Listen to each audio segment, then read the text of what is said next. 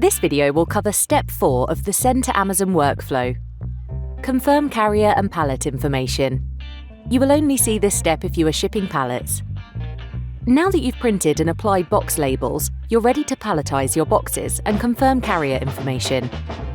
The experience to provide pallet information will differ depending on the carrier selection. First, we'll look at the experience if you are using an Amazon partnered carrier. You can skip forward to the non-partnered carrier section if you are booking a carrier of your choice outside of the Send to Amazon workflow. By choosing an Amazon partnered carrier, you can purchase shipping labels within Send to Amazon, schedule pickup, and take advantage of discounted shipping rates. Next, enter the freight ready date, which is the date when your shipments will be ready for pickup by the carrier. Giving Amazon an accurate freight ready date lets us plan for receiving your inventory in our fulfillment network and helps avoid unnecessary delays. If this is your first shipment, add the contact information of someone at your pickup location who can coordinate with the carrier. If this is not your first shipment, you can select an existing contact.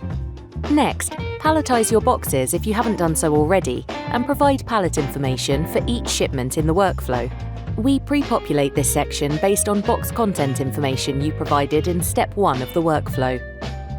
Verify if these details are correct, and then click Confirm to receive estimated carrier charges. Otherwise, edit the details to provide correct pallet information. Updating pallet information will recalculate the shipping fees. Now, let's go through each field in the pallet information section. Freight class is a standardized classification system used to determine the billable weight and risk of a shipment. Freight class is ranked from 50 to 500. This can be entered manually, or you can retain Amazon's estimates. An optional field is your freight declared value. This helps us determine the value of your inventory. If blank, we will assume the value is $1.50 times the shipment weight. Then enter pallet weight and height, whether the pallets are stacked or not, and the number of pallets for each configuration. After confirming pallet information for all shipments, accept your carrier charges by clicking on Confirm Carrier and Pallet Information. This completes Step 4 if you are shipping with an Amazon partnered carrier.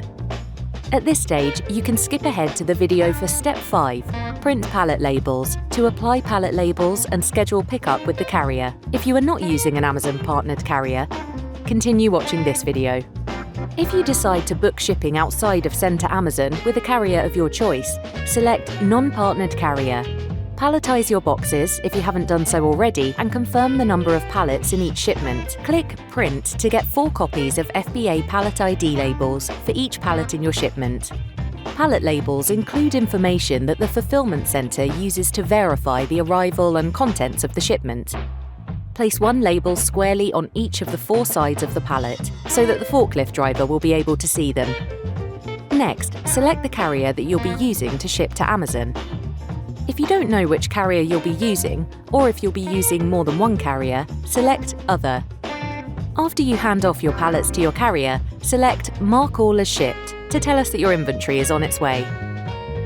Your carrier will issue a document called the Bill of Lading (BOL) to acknowledge receipt of the inventory for each shipment. Click Track Shipment for each shipment in the workflow and enter the BOL numbers in the Tracking Events tab in the Shipment Summary page. That brings us to the end of the shipment creation demo if you are shipping pallets with a carrier of your choice. Thank you and happy selling on Amazon.